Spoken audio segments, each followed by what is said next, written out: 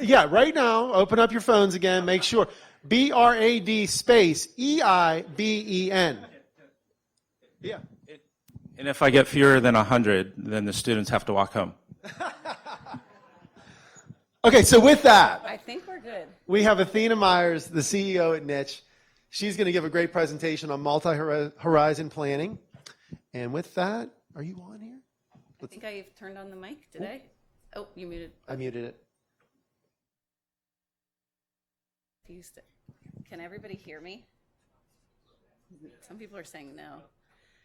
If I speak up, okay. Now can everybody hear me? Well, one thing that was revealed is even a COO can have a really messy desktop with lots of tabs open and lots of things sitting there. But sorry for that delay there, and I'm really excited to be here at Product Camp. Let me first actually, Nate, you thanked everybody, but thank you so much to Nate Mancini for really spearheading this entire event and doing most of the organization to make this happen, and for inviting me here to speak. Really appreciate you and your efforts. And so, as Nate mentioned, I'm the COO at Niche, and Niche is a Pittsburgh-based company right in the Strip District. We do have employees all over the US now, and I'm here to talk about a challenge that I think lots of businesses, product leaders, product managers, Scrum teams struggle with, which is how you balance the short-term wins, the things that are right in front of you, with the work that's gonna enable the business to evolve and create long-term growth. So that's the focus for today. Before I get right into multi-horizon planning, I wanted to tell a little bit about myself. When you look at my LinkedIn profile, you'll see a list of companies, and what's not interesting is for me to talk about my role at these companies. But I think what is interesting is the learnings that I've had, because I've experienced companies at very different stages in their business life cycle. So the graphic that you see on the left, it's from a book that I love. It's called Predictable Success. If you want to write down books throughout the day that you might be interested in reading, this is a good one. It's by Les McGowan, and Les was a strategic consultant for hundreds of companies and recognized that businesses are usually in one of these stages, and it's really important to have awareness of which stage you're in, because ultimately you want to be in predictable success. So let me quickly explain the stages, and then throughout the presentation you're going to hear how my experience at these stages influenced my product mindset and leadership mindset. So early struggle is really the startup stage. The struggle is you've got a big idea and you want to find product market fit and you want to monetize your idea. And it starts to get fun when you hit product market fit. There's traction, you start to have some form of cash. Generally, the business goes into sales mode, and it's fun because inherently, from startup to growth, all the numbers are up and to the right. All the product metrics are moving, sales numbers are moving, big team spirit, lots of people wearing lots of hats. But what comes from that growth, if your revenue is consistently growing, you recognize a need to scale. You need more people, more perspectives, more skills, and that's a very positive stage, but it feels like whitewater. Whitewater is exactly what it sounds. It is bumpy and it's hard to navigate, because with more people, more perspectives, more processes, new processes, things are a lot more complicated than the earlier stage. The goal is to get to predictable success. That means that a company consistently sets goals and can achieve them. They have the processes in place, but importantly, there's room for creativity and innovation. So if there's not creativity and innovation, a company hits treadmill. Treadmill is also what it sounds like. You're going through the motions. You're putting a lot of effort into something, but you don't feel the business growing. And it's because the innovation and risk-taking was taken out of the process. And the decline that sets in is called the big rut. The big rut, Les describes as a business that's focusing more on process than results. So if you recognize we're focusing more on process, like we're doing what we're supposed to be doing, business isn't growing, does everybody understand what you're trying to achieve? from the top all the way to the individual contributor. Do they know what you're trying to achieve, and are they focusing on that, or are they focusing on the tasks that make up their role? And what you really want to avoid is the death rattle. This is where a business is trying to resuscitate itself before it dies. So having experienced businesses at these stages, and by the way, they move through stages. When I was at Wedding Wire and we saw the opportunity to scale, we went through Whitewater and hit predictable success and acquired the Knot, a larger wedding marketplace. But for a period of time, we were back in Whitewater because now we had more people, different perspectives, different skills. We had to rethink our processes to get us back to that stage. So about a year and a half ago, a new adventure came in front of me, and that was Niche. First and foremost, I was very inspired by the mission. It's a product that is meant to help students and families find the right school, and we all know how meaningful it is to find the right school. But I also recognized the stage of the business, and that was very exciting and appealing to me. Niche had product market fit, lots of traction, revenue consistently growing year over year, and it was time to scale. It's why they were looking for executives to join the team, double the size of the product development organization. So I recognized the business is going to go through Whitewater. I have confidence that I can help with the team get us to predictable success. And ultimately, what sits at the center of predictable success is marrying vision with process. So vision, you have to know where are you going and why, and then process. Do you have the systems and workflows to move at a coordinated pace with room for innovation? And surrounding that requires clear goals. People understand not just where's the business going and why, but what's my piece of it? What are the goals that I need to help the business achieve? That results in alignment. Everybody understands how their work fits in and why they're working on what they're working on. That results in empowerment. If someone has clear goals, it's on them to figure out how to achieve those goals. You don't have to define what they're building. And that results in accountability. If you define what someone's building, are they accountable for whether or not it moves the business? No, they're not. So I've learned that centering the org on vision and process really enables you to get to this stage called predictable success. And what I want to underscore is the importance of vision. So I'm going to get to the multi-horizon planning, but it doesn't really work if you don't know what you're trying to achieve long term. I'm talking 2 to 5 years out, not Q4 of the year, but 2 to 5 years out. What are you trying to achieve long term for your users and for your business? So at Niche, right now, we have a lot of success, and the product is helping people research schools, figure out what is it really like at this school, lightly connect with schools. But our future is to solve major problems that are happening between supply and demand of school searchers and schools. So that requires us changing the way students and families find their schools. And we're centered on that. We know where we are today. We know where we're headed in our future. The strategy is how will we get there? So what you'll hear me refer to Niche only because it's a concrete example, but it's really the principles that you should be kind of hanging on to and thinking, how do I apply this to my product team, my business, maybe questions you want to ask of your leaders. So the strategy, how do you think you can achieve the goal? Importantly, and I think people underestimate this, everybody needs to understand the current state. So if you're saying we're here and we're trying to get there, it's very important that it's clear to everyone, what is our current state? Where are our strengths, where we're mature?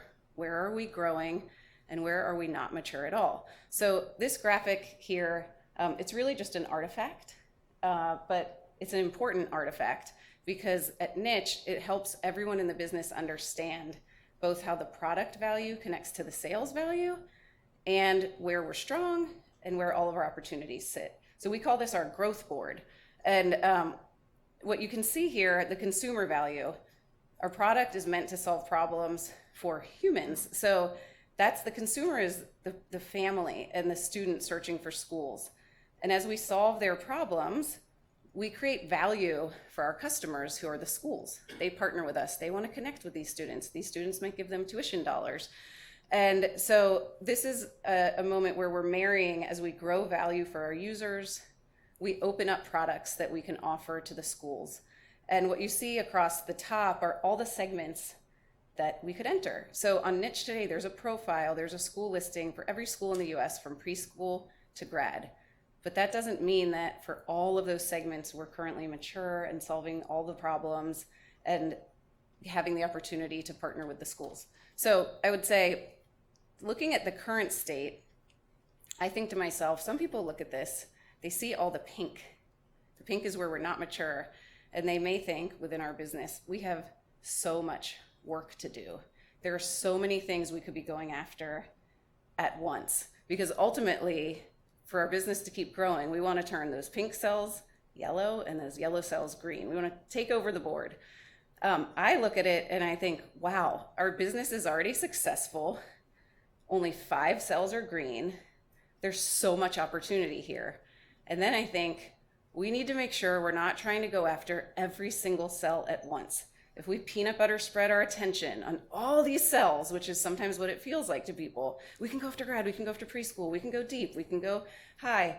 We're not going to achieve it. We're not going to be impactful. And so the first step is what everybody loves, the word in product management, prioritization, right? And I should mention, I'm a COO, but I come from a product leadership background. So I joined Niche actually as Chief Product Officer, evolved into COO.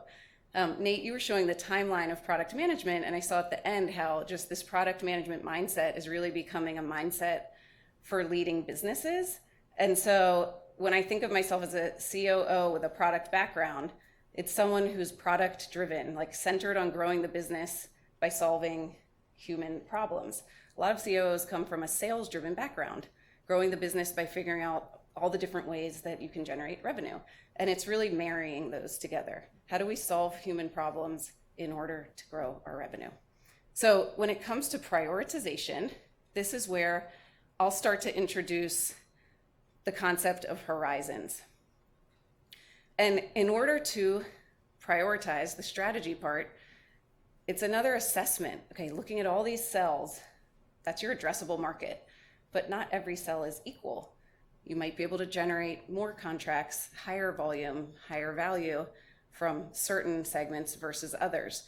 You think about your competencies. There may be some of these cells that are harder or easier for us to achieve, and that's a reality. And so we have structured our priorities in 3 horizons. So I'm going to start by explaining the horizons at the business level. That's this slide. And then I'm going to transition into at the product level. So at the business level, Horizon 1 is taking the current model. There are things that we sell today that could add value to more schools, right? So if we figure out how graduate schools could use this, how preschools could use this, we can continue to scale our business with the current model, but you do have to understand the unique needs of those people and those users, right? So Horizon 1, scale the current model, get more clients, revenue will grow. Horizon 2 requires new value. ACV stands for average contract value. So you can also grow your business by taking the same customers you have, giving them a very positive experience, renewing them, but offering them something more. So their contract is going up significantly, right? And so there's the scaling the current model, increasing contract values as well. And then Horizon 3 would be, what if we did this differently 3 to 5 years from now? How do we solve different problems in a bigger way and open up more revenue? In our world, that would be influencing where people enroll. Because then you move out of a stage where right now we're really getting marketing budget from schools. We're helping them market. Imagine if you get a cut of tuition. It requires a new model, a different experience. And so you have to be thinking about that early on if that's a future state. So these 3 horizons from the business perspective, simply put, are scaling the current model and the work that requires, adding new value and the work that requires, and then thinking farther out, could we do this differently? And would that unlock new value for the clients and more revenue for the business?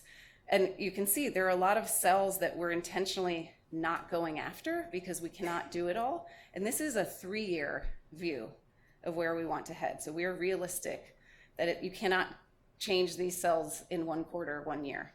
Now, if I take the same concept of horizons and I apply it to the product, I like to think of it in 3 buckets: optimize, expand, and disrupt. So Horizon 1, as I mentioned, is about evolving and scaling your current products. You do have to pay attention to your current products. You have to nurture your platform. You have to maintain the things that are currently working and evolve them to scale. And usually the impact is short term, right? You have people working on these things and you may see a positive impact in the quarter that you're in. Expanding is about introducing something new and complementary to what you're currently offering. The impact tends to be medium term. It takes a little bit longer to figure out exactly what that is, how to define it, how to market it, how's the sales team going to sell it. They're not selling exactly what they were selling the year before. And so that's the medium term aspect of it, but it's pretty comprehensible. You can think about how you might create complementary products to what you have today. Horizon 3, what I call disrupt, is thinking longer term, 2 to 5 years out. How would we redefine this experience to create more value? But that is vague for people. And so what I wanted to walk through is the mindset that you're in and the inputs that you look at for Horizon 1, Horizon 2, and Horizon 3. So for our Horizon 1, the mindset I think about is really the user mindset, right? Can people easily use this product? You're trying to identify ways to optimize. What do we have to protect and maintain? There may be things that are valuable or make you competitive, but you have to keep that moat and continue to put resources on that. And how do we scale it so more people can use it? Are there certain things that are blocking different types of users from being able to take advantage of the current product? The inputs, as I said, are more on the user level. You're looking at key funnel metrics, conversion moments. Are there moments where we could convert someone higher if we understood why they were dropping, right? And that's where like usability tests become important. Seeing in these funnel metrics drop-offs and then understanding what's happening from the user perspective. Running quick A/B tests. If I tweak this CTA, if I position this differently, is that going to optimize the experience? And then something that we call hot button issues. You got to stay in touch with your customer support team, and it's not every issue that you react to, but hot button means lots of people are experiencing the same issue. It's worth it to stop and address this. It's going to optimize the experience and reduce frustration. So this is the mindset of Horizon 1. I love this graphic because I think everybody can relate to it. And I put it in here just to note that optimize doesn't mean, oh, this team can just respond to every stakeholder's request. That's where vision, goals, and those inputs I mentioned are important. You have to have the guardrails to say, I know these are optimizations. Here's why they're on my roadmap and why they're more impactful in what we're trying to achieve than this one-off request. Okay? So the Horizon 2 mindset, as I said, I refer to this as expand. You're starting to ask, what other problems could we solve for our users? And how does solving those problems translate to more revenue?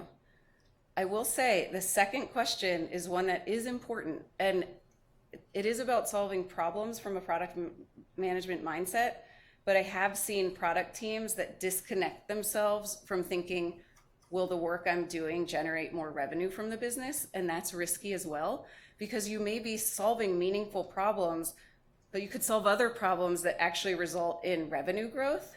And so it's very important to ask that second question. The inputs here, so I was saying, I think of Horizon 1 as like a user mindset. I think of this as more of the business mindset, where if you're looking at metrics, it may be higher level metrics in terms of user engagement, repeat behavior, traction. Is it going up or down? The business metrics, how are our new sales going? How are our renewal rates going? Do we need to think about things to change? And so there may be surveys that you have to ask to see if there's problems, unmet needs of these users with the current experience. feature requests that you're hearing. So that's not the hot button issue of this thing's broken, I'm confused, I'm getting stuck. That's, I wish we had this. And you're hearing the same thing from a lot of users, right? This would solve my problems.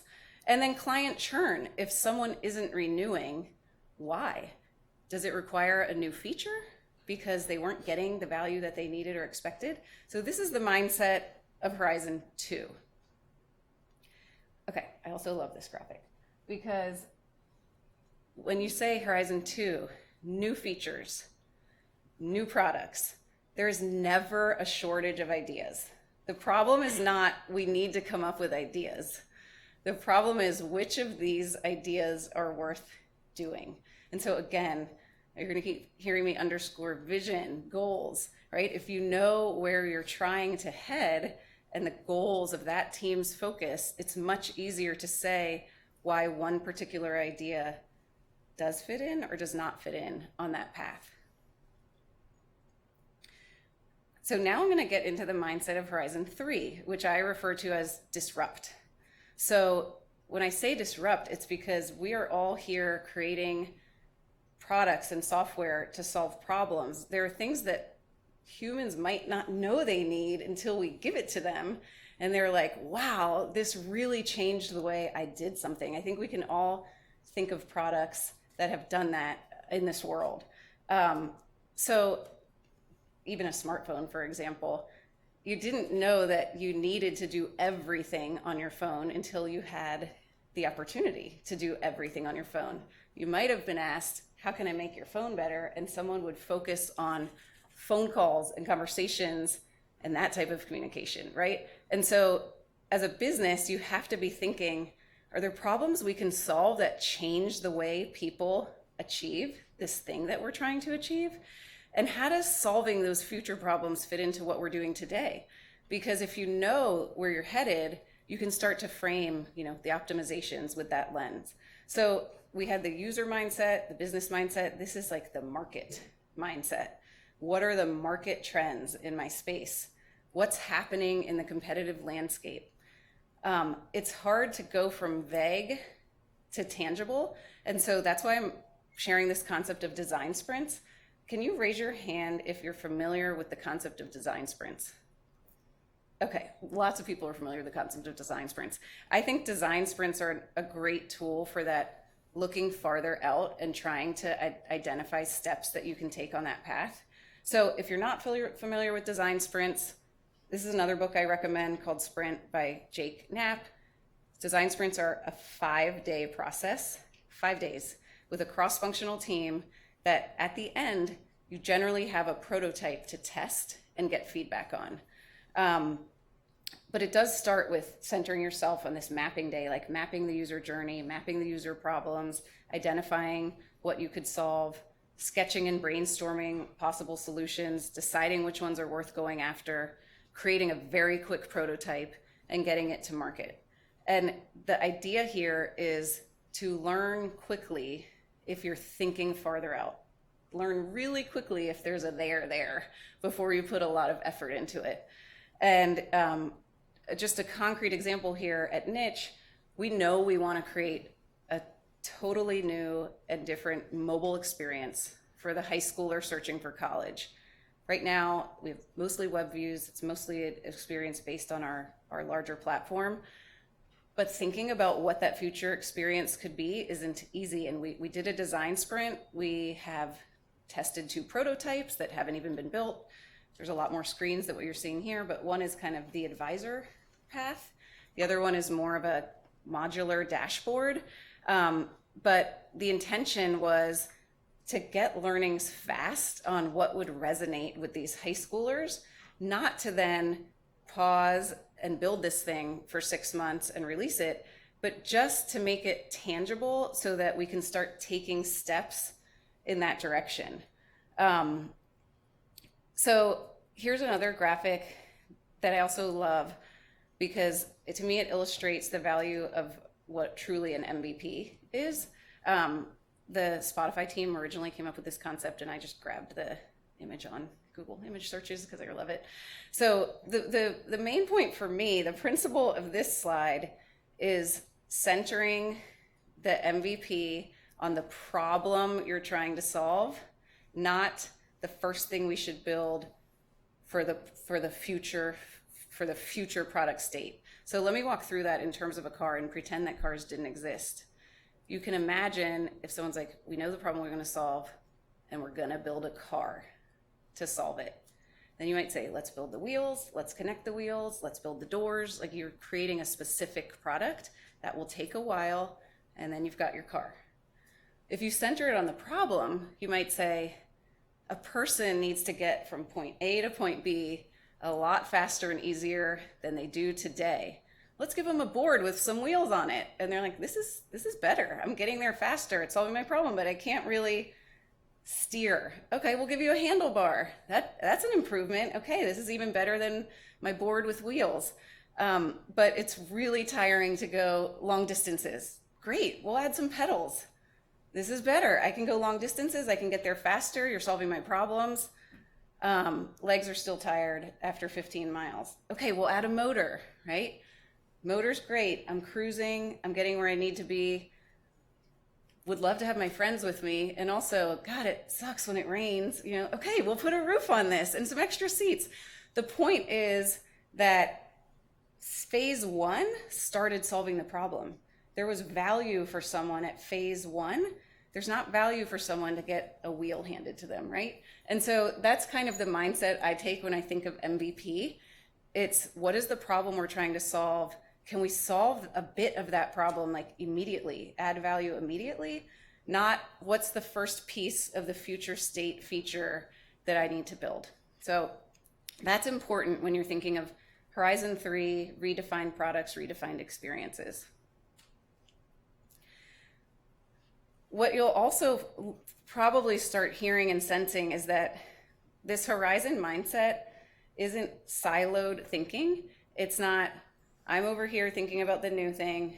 I'm right here thinking about the products that are going to complement the current, and I'm over here thinking about optimize. They tend to cycle into each other. So if you're thinking long term, that might actually inform one of the complementary features that you introduce, but it's not random. It's a complementary feature that's putting you on your path. You may introduce a complementary feature, a new feature takes off, people are using it, you're generating revenue from it. It's not time to move on. You still have to evolve that feature. You have to maintain that feature. I think we also could, probably a lot of people relate to the feeling of build the new thing, move on to the next new thing, move on to the next new thing, right? And it starts to create a clunky experience. So these horizons have to be thought of as fluid and cyclical.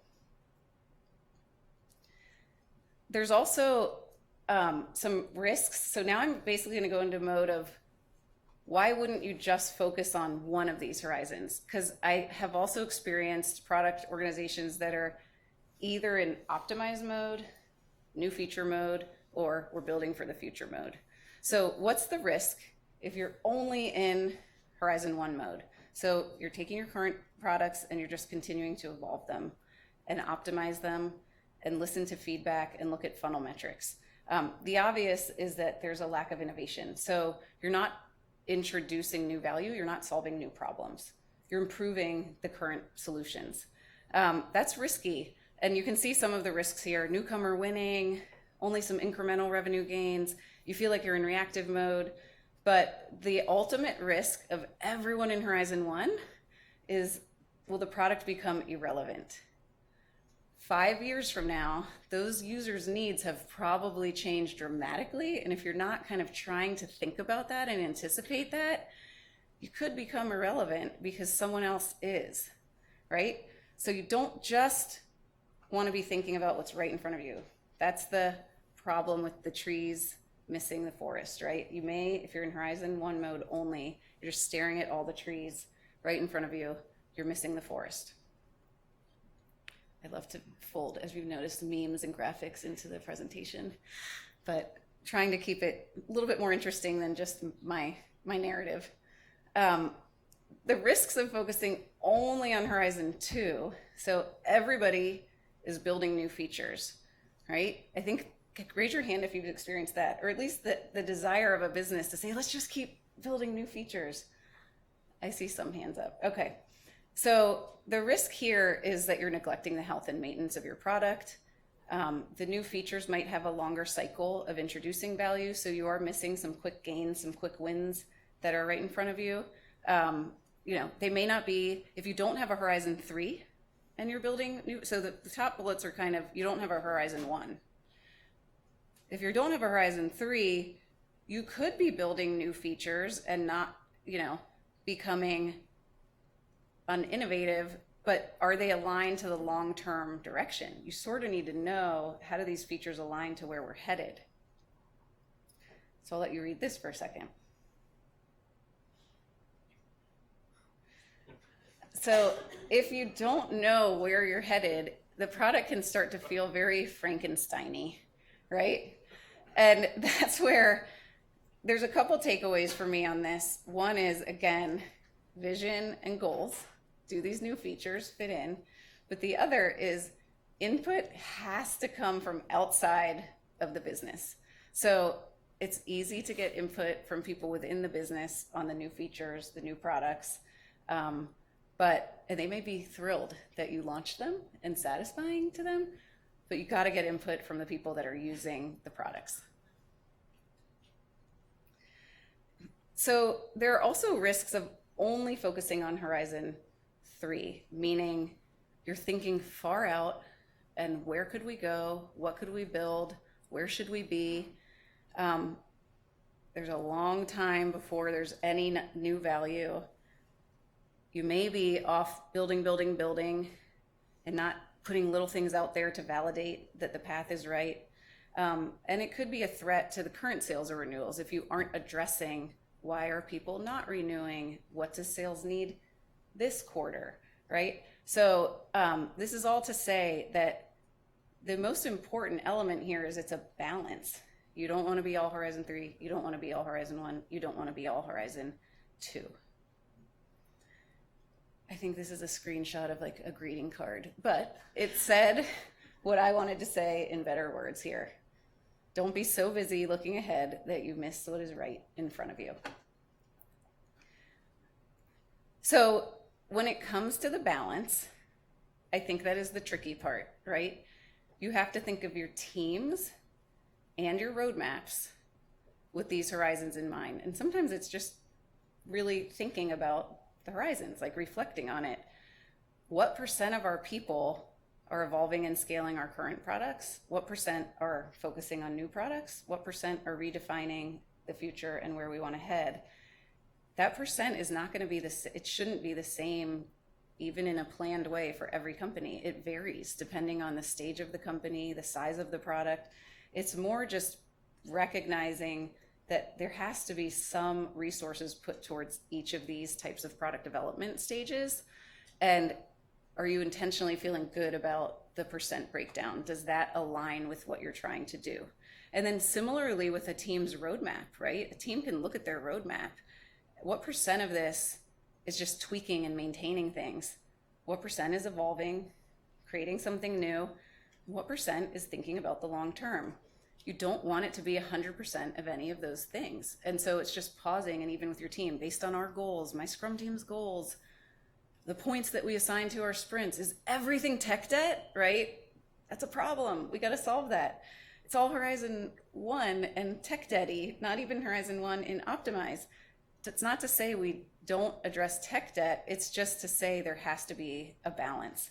And so the main point here is just to reflect, ask the questions, and consider, are you striking the right balance based on your business goals? And then finally, I think you've heard a lot of this sprinkled throughout, but it always helps to summarize, like, what are the must-haves? So the framework seems pretty clear, but what are dependencies where this framework won't work without them? The long-term vision and strategy is critical. The intention, it's not just recognizing the horizons, but being super intentional about how much effort you want to put in each of those horizons. How much effort does your business need to put in each of those horizons? Prioritization. So the reason that growth board is important is if someone hears we've got people working on maintenance, we've got people working on new things, and we've got people working on the future, it sounds like we could do everything, right? And it's actually, no, we have to deeply prioritize within those buckets. It's coming out, and here's what we think it'll do. We want feedback. Is churn going down? And so it's just thinking about those cross-functional roles that are required to make this type of multi-horizon planning work. So that's what I got. Thank you so much for listening. And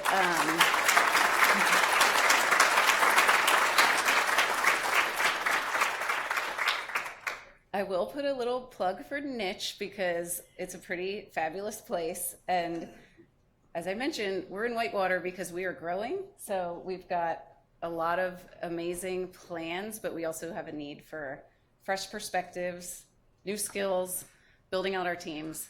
And we do have a table. We'd love to talk to anybody that's interested in learning about what we're doing. Do we have time for Q&A? Yeah, we could take, we're 7 minutes until we take a break. So we'll take a few questions, and then I'm actually going to present the first sessions that we'll move off to so everybody knows what to expect, and we'll go from there. So how about we take 3 questions? Sounds great.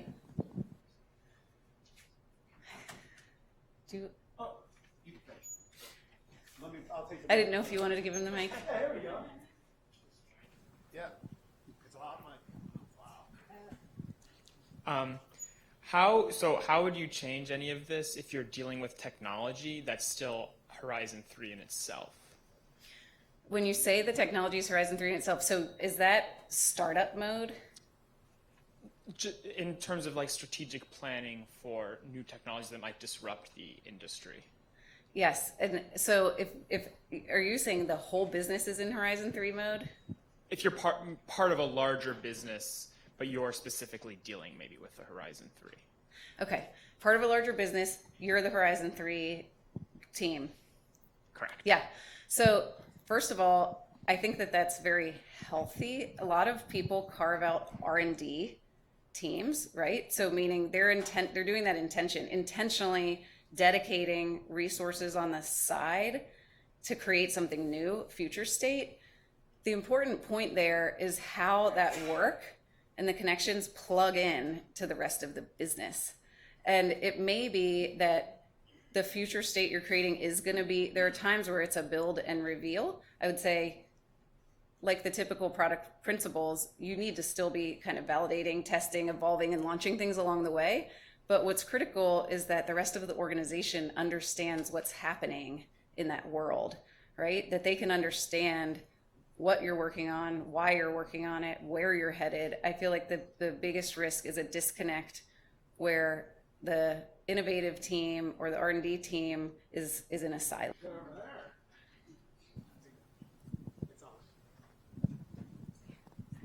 Thank you so much for your presentation. It was really insightful. I had a question around the kind of people you've seen be really effective in each of those horizons as, with respect to their skill set, their traits. Could you talk more about, what does it take to be effective in Horizon 1 versus 3? That would be really helpful. Yep. It's a great question and a great point. I think one of the benefits of being intentional, if you structure your teams this way, and let me give a real example. We are trying to structure our teams to ensure a balance. So Horizon 1 world, teams working on registration flows, right? SEO health, user-generated content like the maintenance, et cetera.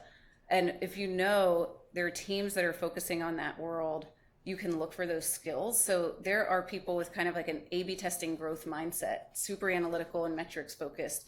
There are people, if SEO is a focus, like they understand optimizations from SEO because of past work that they've done. That may not be the same group that's thinking about the future app experience or say kind of new development of features, where there are people that prefer to be more creative and innovative. I think that when I look at product managers, it's important to have that diversity. Some that are very analytical and trying to kind of like chase that number, and some that are thinking outside the box of how we could do this differently, but they're not always the same person. And so a piece of it is recognizing the type of work they're going to do, looking at the experiences. No question. Sorry, Brian. All good. You had, I'll find the thing. you had your chance to talk earlier. I'm here outside of this room. You can ask me questions. So I know you said that Horizon 3 is like all about experiences, and I think experiences is the new value to customers. But how do you measure that business value that comes out of, focusing on an experience? Because finding those metrics that correspond to experience is easy, but finding those metrics that correspond to experience and revenue is often challenging. So I'm just curious, how do you do that at a niche, or do you have specific things that you look at? Yeah, it is a great question. It's that piece where I was saying you want to create something new, but you do have to think, is it going to result in revenue growth? And so it starts with understanding, how are you monetizing, right? And you're providing value to whoever you're monetizing. And when you're creating that new experience, what is that value going to do for them? Is it something that they would pay for, right? And the hard thing about the disruption stage and the vague is, like, I think it's okay if at the early stages you don't actually know how you're going to monetize, as long as it fits into generally the business and where the business is headed. So if you're saying, okay, there's this future thing, it's based on an experience, you don't want to just create the experience for the sake of the experience if the business isn't going to generate revenue from it, because ultimately you won't be able to support that, right? But you don't want to start by thinking about the revenue. So it's this balance of, if we solved these problems, how would we monetize it? And it might require thinking about monetization differently. Like you saw probably my label that said new model. I think that's the hardest thing for people, is like thinking outside the box. So it may be, this experience is going to be valuable. Perhaps it's the audience you start monetizing, right? And you're monetizing their impressions. I'm just making this up. But that's different than they're paying a subscription for the tools, right? Or perhaps it's an add-on that they're paying for, a freemium model. So the most important layer, though, is that no one's thinking about only one path or the other. Like, if you're only thinking about a new experience and you're not thinking about how you might generate revenue from it, it's going to be a problem later. If you're only thinking about how do we get more revenue from this user, and you're not building with a meaningful experience in mind, they're not going to end up being satisfied and delighted by the product. So it's kind of marrying those together at the right moments. Once again, thank you, Athena. Thank you for having me. So, I guess I'll use this microphone, actually. Okay. So, while Athena was presenting, the team was feverishly counting